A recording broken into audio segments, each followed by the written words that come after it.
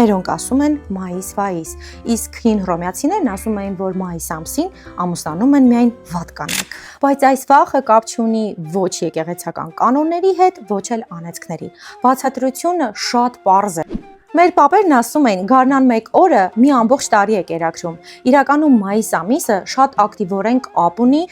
գյուղատնտեսական աշխատանքների հետ։ Հին հայկական հարսանիքները տևում են 7 օր, 7 գիշեր, եւ հարսանիքին մասնակցում էր ամբողջ գյուղը։ Դե հիմա պատկերացնենք, որ մայիս ամսին, եթե մի քանի հարսանիք տեղի ունենար գյուղում, ստացվում է, որ ամբողջ գյուղը ձմռան ընթացքում քաղցած էր մնալու։